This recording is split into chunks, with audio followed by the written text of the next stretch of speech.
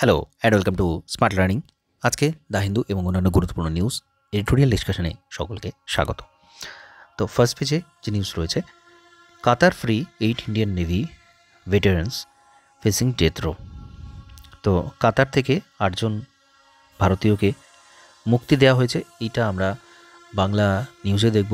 ভারতের একটা বড় কূটনৈতিক জয় হিসেবে এটাকে দেখা হচ্ছে। এটা যথেষ্ট গুরুত্বপূর্ণ, আন্তর্জাতিক সম্পর্কের ক্ষেত্রে এটা গুরুত্বপূর্ণ বিষয়। তো এখানে বেশিরভাগই পলিটিক্যাল নিউজ রয়েছে, আমাদের সেটা প্রয়োজন নেই একেবারেই।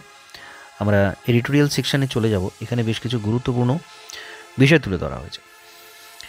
প্রথমত, a global alliance to bridge the gender equity gap. Global alliance হয়েছে সম্প্রতি, জেন্ডার ইকুয়ালিটি বলা হয়নি, ইকুইটি। ইকুইটি এবং ইকুয়ালিটির মধ্যে কিন্তু তফাৎ রয়েছে। তো এটা আমরা বিস্তারিত আলোচনা করব, কারণ নারী ক্ষমতায়ন থেকে শুরু করে এই সমস্ত বিষয়গুলো, জেন্ডার ইকুয়ালিটি বা ইকুইটি, খুবই গুরুত্বপূর্ণ বর্তমান সময়ের প্রেক্ষিতে। ডেসক্রিপটিভ রাইটিংয়ের ক্ষেত্রে এগুলো ব্যবহার করা যেতে পারে এবং এমসিকিউ এখান থেকে হতে পারে। তো ইকুইটি মানে হচ্ছে যার যতটা প্রয়োজন তাকে ততটা দেওয়া। ইকুয়ালিটি মানে প্রত্যেককে সমান ভাগে ভাগ করে দেওয়া, আর ইকুইটি মানে হচ্ছে যার যতটা প্রয়োজন তাকে ততটা দেওয়া। তো এখানে equality and inclusion are the cornerstones of India's development journey. The New Delhi Leader Declaration, which was adopted at G20 under India's presidency, is testament to this commitment. তো G20 সম্মেলন সম্প্রতি যেটা হয়েছে, সেখানে কিন্তু এরকম ধরনের কিছু পদক্ষেপ নেওয়া হয়েছে। By prioritizing inclusion at the center of focus areas such as socio-economic empowerment, bridging the digital divide, driving climate action, ensuring food security, nutrition, health and well-being, among other, the declaration underlined the need for advancing a growth agenda that is driven by women-led development. তো পরিবেশ থেকে শুরু করে পুষ্টি, স্বাস্থ্য, এই সমস্ত বিষয়ে, অর্থনৈতিক, সামাজিক অর্থনৈতিক উন্নয়ন, এইসব দিকে তো বিভিন্ন এজেন্ডা নেওয়া হয়েছে G20-তে। সেখানে আরেকটা যেটা গুরুত্বপূর্ণ বিষয় উঠে এসেছে, সেটা হচ্ছে women-led development, মহিলাদের দ্বারা পরিচালিত উন্নয়ন। এই বিষয়টাকে এখানে গুরুত্ব দেওয়া হয়েছিল। এছাড়া world economic forum, in January this year India took the mission for gender equity several step ahead with the launch of the alliance for global good gender equity and equality. তো এইটা লঞ্চ করা হয়েছে এই world economic ফোরামের জানুয়ারিতে যে মিটিংটা ছিল, সেখানে ভারত থেকেই এটা করা হয়েছে, alliance for global good gender equity and equality. তো এটা আমাদেরকে, এই তথ্যটা আমাদেরকে সংগ্রহ করে রাখতে হবে। এটা কিন্তু যখনই জেন্ডার ইকুইটি বিষয়ে, মহিলা ক্ষমতায়ন বিষয়ে বা তাদের পরিস্থিতি নিয়ে যে কোনো ধরনের যে লেখাগুলো একটা আসে এডিটোরিয়ালের ক্ষেত্রে, রিপোর্টের ক্ষেত্রে, বাংলা বা ইংরেজি, তো এইখান থেকে এটা সংগ্রহ করে রাখতে হবে এবং সরাসরি এটাকে উল্লেখ করা যেতে পারে। This multi stakeholder initiative has placed India centre stage for acceleration the socio economic cause as it will have a sustained global impact. With the alliance, India has managed to transition the two buzzword equity and equality to the working agenda of stakeholders around the world. তো এই দুটো শব্দ include হয়েছে এবং এর সাথে সাথে ভারত কিন্তু এটা করতে পেরেছে, সারা বিশ্বতে এই বিষয়টা নিয়ে তুলে ধরা। এটা কিন্তু করতে পেরেছে G20-তে, এবং তার সাথে সাথে ওয়ার্ল্ড ইকোনমিক ফোরামের মিটিংয়ে এটা তুলে ধরার মাধ্যমে ভারত কিন্তু সারা বিশ্বে এটাকে ছড়িয়ে দিতে পেরেছে। Bolstering governance, mainstream gender equity and equality has been a key development area for the government of India for a decade now. তো বিগত দশক ধরে জেন্ডার ইকুইটি নিয়ে সরকারি পক্ষ থেকে এই নিয়ে উদ্যোগ নেওয়া হয়েছে। The passage of the Women Reservation Bill last year, ensuring reservation of a third of seat for women in Parliament and State Assembly, is a revolutionary tool for women empowerment and is expected to contribute extensively to improving the process of Indian governance. তো Women Reservation Bill নিয়ে গতকালই একটা editorial ছিল, সেটা আমরা আলোচনা করেছি। এখানে আবারও সেই কথা তুলে ধরা হয়েছে এবং আমরাও লেখার মধ্যে এটা ব্যবহার করব। ওমেন রিজার্ভেশন বিল নিয়ে, যেখানে প্রতি তৃতীয় জনের মধ্যে একজনই হবেন মহিলা। 1/3 তাদের জন্য যে রিজার্ভেশন স্টেট লেজিসলেচার এবং সেন্টারে দুটো জায়গাতেই কিন্তু এটা করা হয়েছে। Allocation of nearly 27 billion under the gender budget in 23-24 are a manifestation of the commitment of the government to advancing women-led development. তো প্রায় 27 billion US dollar gender budget 2023-24 তাদের জন্য এখানে অ্যালট করা হয়েছে, এটা গুরুত্বপূর্ণ। There has been an increase in India's female labor force participation rate from 23.3% in 2017-18 to 37% in 22-23. তো মহিলাদের যে কর্মে তাদের পার্টিসিপেশন, লেবার ফোর্স পার্টিসিপেশন, সেটা 2017-18 ছিল 23.3, 2022-23 সেটা হয়েছে 37%। এটা একটা যথেষ্ট বড় পিরিয়ডিক লেবার ফোর্স সার্ভে থেকে এটা উঠে এসছে এই তথ্যটা, এটাও খুব গুরুত্বপূর্ণ, এই তথ্যটা ব্যবহার করতে পারি আমরা। Female enrolment in higher education has gone up by 28% the last 10 years। তো ফিমেল এনরোলমেন্ট হায়ার এডুকেশনের ক্ষেত্রে মহিলাদের সেটা কিন্তু গত এক দশকে 28% বেড়েছে। In terms of enrollment in science, technology, engineering, mathematics courses, the share of women is significant, 43%. 43% science, technology, engineering, ম্যাথামেটিক্সের ক্ষেত্রে মহিলাদের যে শেয়ার সেটা 43%, which is one of the highest enrollment rate in the world। এই বিষয়টা আমরা already, এই তথ্যটা আমরা এর আগে আলোচনা করেছি। সারা বিশ্বের মধ্যে ভারতে এই সায়েন্স, টেকনোলজি, ইঞ্জিনিয়ারিং এই সমস্ত বিষয়ে মহিলাদের যে পার্টিসিপেশন রেট সেটা কিন্তু সারা বিশ্বের মধ্যে একটা যথেষ্ট ভালো জায়গাতে, ডেভেলপড কান্ট্রিগুলোর থেকেও আমরা দেখব এটা অনেক বেশি। Even within rural India there is a participation over 9 crore women in 83 lakh self help group. 83 lakh যে সেলফ হেল্প গ্রুপ রয়েছে তার মধ্যে 9 কোটি মহিলা তার সাথে যুক্ত রয়েছেন। Improving the socio economic condition in rural area, all this provide a glimpse of women led development that India is witnessing. তো এই তথ্যগুলো কিন্তু খুব গুরুত্বপূর্ণ তথ্য। তো দাভোসে কি এখানে ছিল সেটা বলা রয়েছে। তো আমাদের জন্য এই যে তথ্যগুলো ছিল, এই তথ্যগুলো সবচেয়ে বেশি গুরুত্বপূর্ণ ছিল, একদম বাস্তব চরিত্র, ঠিক বর্তমান সময়ে মহিলাদের কী পরিস্থিতি রয়েছে তথ্য দিয়ে এটাকে তুলে ধরা হয়েছে। তো এটা আমরা কিন্তু ব্যবহার করব, খুব গুরুত্বপূর্ণ এটা। এরপর চলে যাবে state of the Indian economy today, ভারতের অর্থনীতির বর্তমান পরিস্থিতি, এটা নিয়ে কি বলা হচ্ছে। The state of the Indian economy today and its prospects have to be based on mathematics and statistics. We can get a reality check of the economic growth rate by examining the three conclusions that emerge today based on the data published by the National Statistical Office. This helps us analyze the Modi government economic performance as disclosed in Parliament and subsequently published in the media. তো এখানে এই যে তথ্য তুলে ধরা হয়েছে, আমরা positive negative দুটো দিকেই দেখব। এখানে বেসিক্যালি এটা সুব্রমণিয়ান স্বামীর লেখা, former Indian minister commerce and law justice minister ছিলেন। তো স্বাভাবিক এটা গভর্নমেন্টের কিছু স্তুতি গান করা হবে, কিন্তু আমাদেরকে এই তথ্যগুলো আমরা ব্যবহার করতে পারবো। বেসিক্যালি আমাদের নেগেটিভ পজিটিভ দুটো ধরনেরই তথ্য সংগ্রহ করতে হবে নিউজ পেপার থেকে, এবং দুটোকে আমরা পাশাপাশি রেখে বিশ্লেষণ করব। এখানে কিছু পজিটিভ রয়েছে। First, India's GDP growth rate decline annually from 2016-17 and fell below 3.5% in the fourth quarter of 2019-20.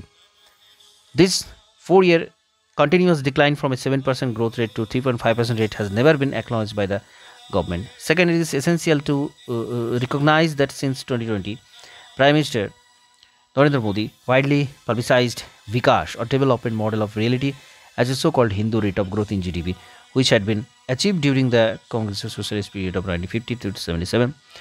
Third, in P.P. Narasimha Rao and Manmohan Singh's tenure as Prime Minister, India departed from the socialist path and the GDP growth rate rose for the first time to 60% to 8% per year, and over a 15-year period, that is between 91-96 to 2004-14, with usual cyclic ups and downs, that is took Rao and Dr. Singh to understand the reform of Indian economic system, reduce state participation and increase incentive for capital and labor provide and achieve higher and faster growth rate. তো এখানে পুরো economic হিস্ট্রিটা বলা রয়েছে। আমরা 2016-17 যে পজিশনে ছিলাম সেখান থেকে 2019-20 নাগাদ অনেকটাই ডাউনফল হয়েছিল, এবং আমাদের একদম 50 থেকে 77 যে পিরিয়ডটা ছিল সেটা আমরা জানি সোশিয়ালিস্ট ইকোনমি, আমাদের ধাঁচের অর্থনীতি আমাদের ছিল, যদিও মিক্সড ইকোনমি, কিন্তু সোশ্যালিস্ট ইকোনমির দিকে বেশি প্রবণতা ছিল। কিন্তু এখানে নরসিমা রাও এবং মনমোহন সিংয়ের সময়কার 1991 যে রিফর্ম ছিল সেটা আসার পর থেকে আমাদের জিডিপি গ্রোথটা কিন্তু অনেক বেশি বেড়ে যায়, 6 থেকে 8% গ্রোথ কিন্তু এই পিরিয়ডের মধ্যে ছিল। What is the alarming since Modi assumed office in the serious and continuous decline in the GDP growth rate? The decline had begun in 2016 and continues even today. The Modi government has thus failed to structure economic policy coherently.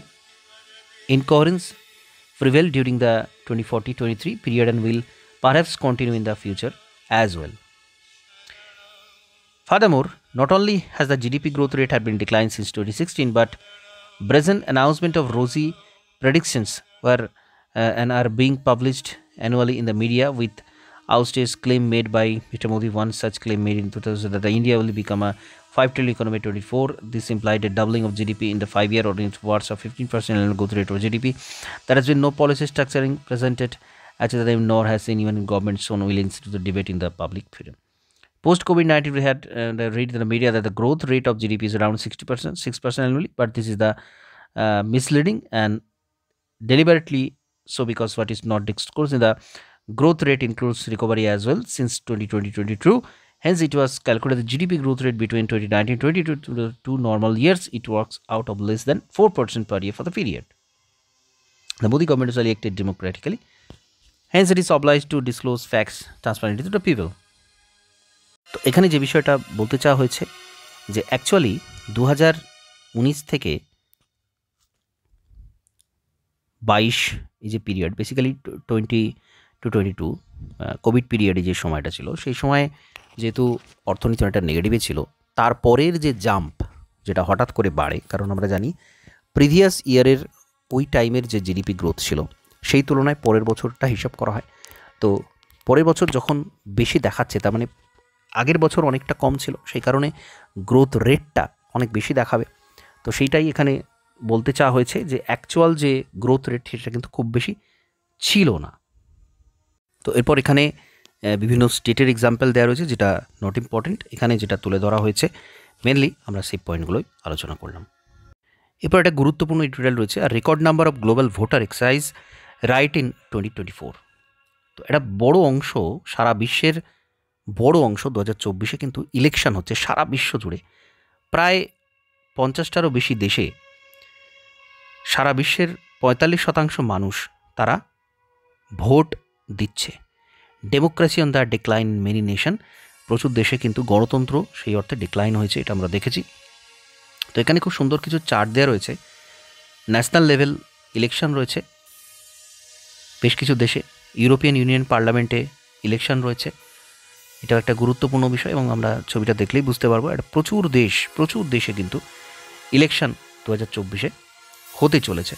তো এটা একটা সারা বিশ্বের জন্য একটা গুরুত্বপূর্ণ বিষয়।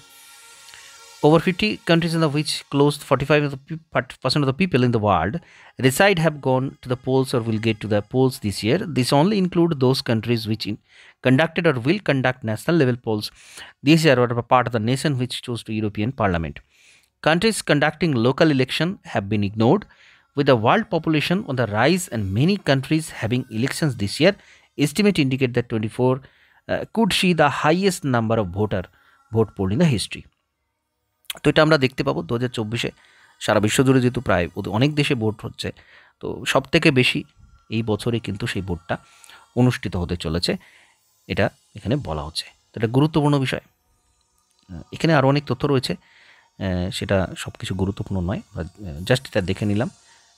45% মানুষ, 50টারও বেশি দেশের মানুষ তারা কিন্তু ভোটে অংশগ্রহণ করছে, এবং ইউরোপিয়ান ইউনিয়নের যে পার্লামেন্ট রয়েছে সেখানেও কিন্তু ইলেকশন রয়েছে।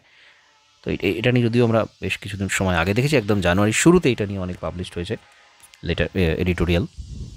এরপর আমরা বাংলা নিউজ এবং এডিটোরিয়াল চলে যাব। তো এখানে আমরা এই বাংলা নিউজ এটা দেখব। 8 প্রাক্তন নৌসেনা কাতারে বড় সাফল্য দিল্লি। মৃত্যুদণ্ড হয়েছিল, পরে সাজা কমে হয় কারাবাস। শেষ পর্যন্ত দিল্লির চেষ্টায় মুক্তি পেলেন কাতারে আটক ভারতীয় নৌসেনার প্রাক্তন 8 অফিসার। কাতার থেকে দেশে ফিরে প্রধানমন্ত্রী নরেন্দ্র মোদীকে ধন্যবাদ জানিয়েছেন। তাদের মধ্যে 7 জন, 8ম জনকে দেশে ফেরানোর তোড়জোড় চলছে দিল্লি। প্রতিবেশী কূটনীতির চাপে থাকা মোদী সরকার এই সাফল্যের ফলে কিছুটা স্বস্তি পেল বলে মত বিশেষজ্ঞদের। সম্প্রতি প্রতিবেশী কূটনীতিতে একের পর এক অস্বস্তির মুখে পড়তে হচ্ছে দিল্লিকে। তার মধ্যে রয়েছে মালদ্বীপ থেকে ভারতীয় সেনা প্রত্যাহারের নির্দেশ হজম করা, মায়ানমারের উত্তপ্ত পরিস্থিতির কারণে সীমান্তে অবাধ যাতায়াত বন্ধ করতে বাধ্য হওয়া, পূর্বে লাদাখে প্রকৃত সীমান্ত রেখা বরাবর চীনা সেনার থানা গেড়ে বসে থাকা, তারই মধ্যে সাউথ ব্লকের লাগাতার প্রয়াসে প্রাথমিকভাবে মৃত্যুদণ্ডপ্রাপ্ত ভারতীয় নৌসেনা 8 জন প্রাক্তন অফিসারকে মুক্তি দিয়েছে কাতার। বিদেশ মন্ত্রকের তরফে একটি বিবৃতিতে বলা হয়েছে, দাহারা গ্লোবাল কোম্পানির হয়ে কাজ করা 8 জন ভারতীয়কে ছেড়ে দেওয়ার সিদ্ধান্তকে স্বাগত জানিয়েছে ভারত সরকার। তাদের কাতারে আটক করা হয়েছিল। 7 জন ভারতে ফিরে এসেছেন। এই নাগরিকদের মুক্তি দেওয়া, তাদের ঘর ফেরানোর জন্য কাতারে আমি যে সিদ্ধান্ত নিয়েছি তা প্রশংসা করছি। তো এটা একটা গুরুত্বপূর্ণ কূটনৈতিক জয় বলে মনে করা হচ্ছে। দুশ্চিন্তায় রাখলো শিল্প ও খাদ্যপণ্য। তো মূল্যবৃদ্ধির যে তথ্য এখানে আমরা দেখতে পাচ্ছি, এবং এটা এখানে গুরুত্বপূর্ণ একটা তথ্য রয়েছে। কেন্দ্র সরকারের পরিসংখ্যান জানালো আরও মাথা নামিয়েছে খুচরো বাজারে মূল্যবৃদ্ধি। জানুয়ারিতে তার হার 3 মাসে সব থেকে কম 5.1%, কিন্তু তারপরে দুশ্চিন্তা কাটল না, কারণ খাদ্যপণ্যের দাম এখনও চড়ে থাকার ইঙ্গিত দিয়েছে। সেগুলি 8.3% দর বৃদ্ধি। তার উপরে দিনই প্রকাশিত আরেক সরকারি তথ্য পরিসংখ্যানে স্পষ্ট, দেশের আর্থিক কর্মকাণ্ড বাড়লেও শিল্প উৎপাদন এখনও ডিমে, যে কারণে ডিসেম্বরে শিল্প বৃদ্ধি থমকেছে 3.8%। তো শিল্প বৃদ্ধি অনেকটাই কমে রয়েছে, এবং খাদ্যপণ্যের যে মূল্যবৃদ্ধি সেটাও কিন্তু অনেক বেশি। এখানে আমার তথ্যগুলো দেখে নেব। খাদ্যপণ্যের মূল্যবৃদ্ধি হচ্ছে 8.3%, অনেকটা বেশি। আনাজের দাম বেড়েছে 27.3%, ডাল এত, মশলা এত। শহরে খাদ্যপণ্যের মূল্যবৃদ্ধির হার 9.02, এটা অনেকটা বেশি। ডিমে তালে শিল্প চলছে, শিল্প বৃদ্ধি মাত্র 3.8%। কারখানার উৎপাদন বৃদ্ধি পেয়েছে 3.9%। বিদ্যুৎ খনন ক্ষেত্রেও অনেকটা স্লথ। তো যাই হোক, এই তথ্যগুলো কিন্তু অত্যন্ত গুরুত্বপূর্ণ। সরাসরি এই তথ্য থেকে কিন্তু এমসিকিউ তৈরি হবে। প্রশ্ন রেখে বেকারত্ব কমার দাবি। গত অক্টোবর-ডিসেম্বরে দেশের শহরাঞ্চলে বেকারত্বের হার 15 বছর বেশি বয়সীদের সেটা কমে 6.5% হয়েছে বলে দাবি করল কেন্দ্রের ন্যাশনাল স্যাম্পল সার্ভে অফিসের রিপোর্ট। এনএসএসও 1 বছর আগে সেটা ছিল 7.2%। তো একটা গুরুত্বপূর্ণ বিষয়। পুরুষদের মধ্যে ছিল এত, মহিলাদের ক্ষেত্রে সেটা হচ্ছে 9.6 থেকে 8.6% নেমেছে। তো এটা কিন্তু গুরুত্বপূর্ণ।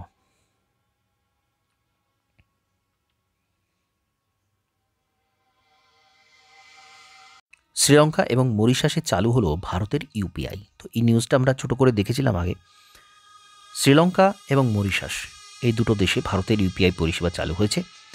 বিশেষ বৈঠকের মাধ্যমে পরিষেবা চালু করার কথা ঘোষণা করেছেন প্রধানমন্ত্রী নরেন্দ্র মোদী। বৈঠকে উপস্থিত ছিলেন বিদেশি এস জয়শঙ্কর বিদেশমন্ত্রী, আরবিআইয়ের গভর্নর শক্তিকান্ত দাস, শ্রীলঙ্কার প্রেসিডেন্ট রনিল বিক্রমসিঙ্ঘে এবং মরিশাসের প্রধানমন্ত্রী প্রবীণ জগন্নাথ।